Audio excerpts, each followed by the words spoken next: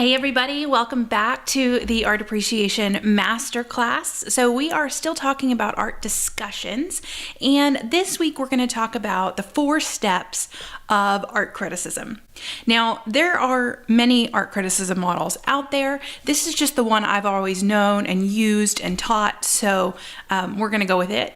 But there are others that you could seek out if you're interested. Using an art criticism process like this teaches students to slow down and think about art in sort of a step-by-step way. Instead of jumping straight to interpretation and story like VTS does, we're going to start with just description. We're going to slow down, really look at everything really carefully. And then once we've analyzed all the different pieces of the artwork, then we can use that to formulate our interpretation. The 4 steps of art criticism are description, analysis, interpretation, and evaluation. And in each step, you talk about different things. You have a specific set of things you're looking for and tasks that you need to complete. This works really well for a discussion, but it works even better for a student's written work. So you'll find that if you have students write essays about artworks, having them use this model is a great way for them to organize their thoughts, and so they're not all over the place with their thinking. So if you say, okay, write 1 paragraph description, 1 paragraph analysis, 1 paragraph interpretation, a couple sentences evaluation, that gives them sort of a structure and a way to organize their thoughts, which is really useful. So before you do that, it's good to practice this in the classroom. So we're going to go through each step and talk about what happens in each step, and I'll show you some examples as well. In the first step of art criticism, it is description, and it is very simple, and students often get a little bit confused because they are used to going straight to the narrative and straight to the meaty bits, and they don't always know exactly what to say. So it really is a description of the contents. It is like a simple list. So we can say, okay, there are 5 guys sitting around a table, 2 men, or 4 guys are sitting, 1 guy is standing, leaning over. There are 2 guys standing on the right. There's light coming in. Looks like there's money on the table. You can mention that, 1 guy has a sword, that the guy's clothes are kind of disheveled. The guy on the right that's looking down, he's got his shirt tails, coming out of his sleeves and stuff like that. And then you can, just really make a list that they're sitting in sort of a darkened room, stuff like that. And at this point, you're not making any evaluations or interpretations of these things. You're just really objectively listing them and describing those physical characteristics. And we're not even getting into the elements and principles of design here either. We're really just focusing on what is in this painting or in this sculpture or whatever, and making a list. And it might seem easy to skip this step because the things are obvious, but they're not always so obvious. Like noticing the man's shirt coming out and that he's kind of scruffy and mismatched, that can feed our interpretation later. And we might not have noticed that had we not slowed down and really focused on what's going on here. Step 2 is analysis, and that is where we're going to focus on the elements and principles of art. We are going to look at the line, the composition, the space, the way the artist uses emphasis and contrast. And in this step, depending on how advanced your students are with their knowledge of the elements and principles, you can either ask very targeted questions like, how does this artist use light? How does this artist use line? How does this artist show emphasis? Or you can just open it up to the students and say, well, what elements and principles of art do you notice? So it really depends on where your students are at when it comes to that. For students who are not as well versed in the elements and principles of art, and if I want to kind of condense this and make it a little bit easier for them, sometimes I will combine the description and analysis step and just call it description. So we're really, in the description/analysis step, we're focusing on all the physical characteristics and things that we notice. And I think it's really up to you what you do. So continuing with this artwork, the types of things that we would say in this step, or we would talk about how there is an emphasis on St. Matthew. So St. Matthew is the one in the center right here who is pointing to himself. And that really ties into the story later, but he's pointing to himself. He's got light shining right on his face. He has the most expression of anybody in the painting.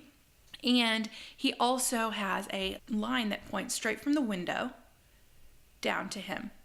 And then we have this man here pointing to him as well. So he really is the focus of the story, and that's going to help our interpretation later. So the students can talk about all the different ways that the artist uses emphasis. They can talk about the contrast of lighting in here. They can talk about the space and how closed in it is. Especially if you're using this artwork to talk about art history, you can compare the closed in space of this versus the wide open space of a Renaissance painting which came before it. You can talk about the movement and the energy of the artwork. All of those things, you're really digging into the analysis. And I would give students a lot of practice with this because it is not a natural thing for them to be able to do, and having a lot of really targeted looking questions surrounding the elements and principles of art teaches them how artists use those. So we're already teaching those in our art making, but really analyzing the artist's individual choices in artworks can help students cross that over into their own art making and help their interpretations of the art. In the interpretation step, this is when we're finally going to get to figuring out what this artwork is all about. So we're going to talk about the story. We're going to figure out what's going on. We're going to figure out the meaning of this, why the artist made it, what was he trying to say to us. We can talk about the emotions, the historical context of it, what we can tell about the people who made it or who are in it. Whereas in the first two steps, it was more based on observation and really understanding all the different parts of the artwork. Now we're going to use that to create opinions and stories backed up with that evidence that we've already found in the artwork. So in visual thinking strategies, we come up with the interpretation first, and then we come up with the evidence for it. With that, what do you see that makes you say that question?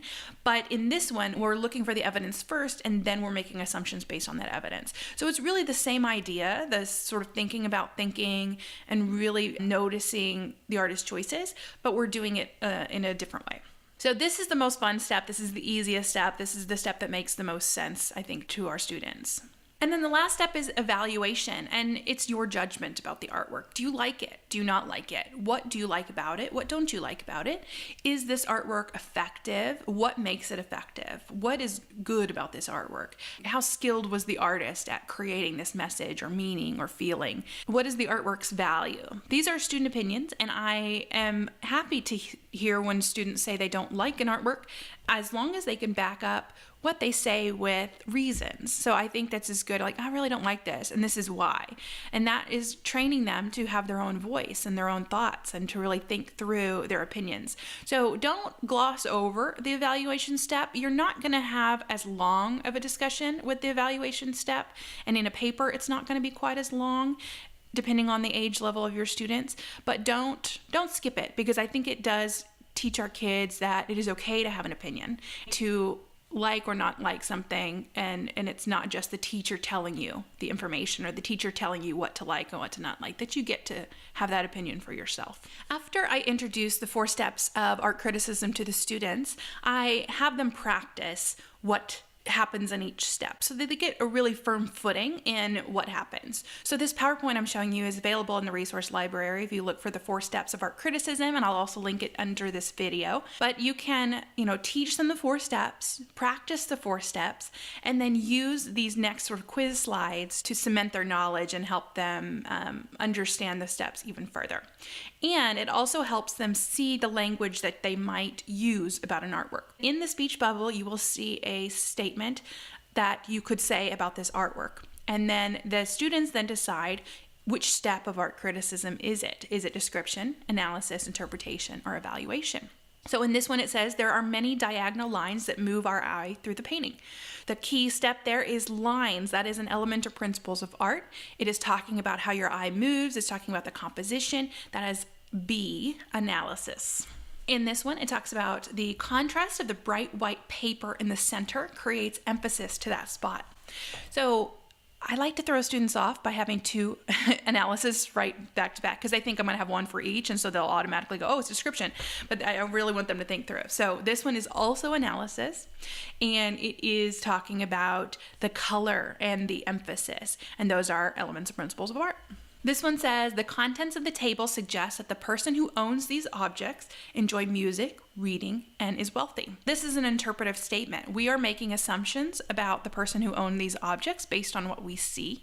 So we don't know that this answer is true, but we can back it up with evidence that we see in the artwork. So that is C, interpretation. The next one says, a tapestry-covered table holds musical instruments, sheet music, books, lamps, flowers, an envelope, a lit cigar, and a fan. So that is just a list of the contents, and that is A, description. The next one says, the artist is skilled at creating a realistic effect. It looks like we could reach out and grab the items from the table.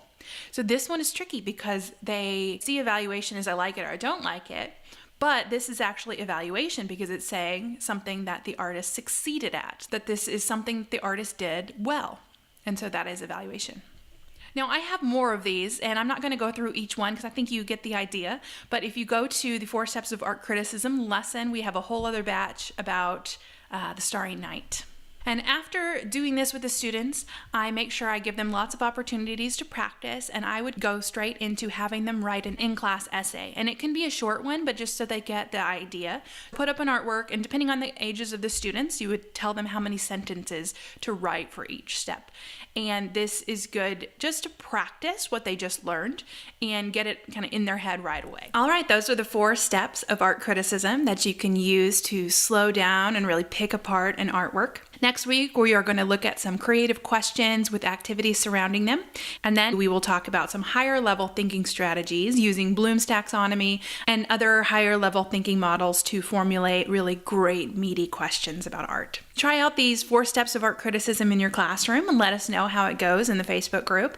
Under this video, you'll find a link to the 4 steps of art criticism lesson, as well as the visual analysis worksheet, which really focuses on that analysis step, and the art criticism essay assignment that you can give in your classroom as well. Thank you very much for watching, and I will see you next week. Bye.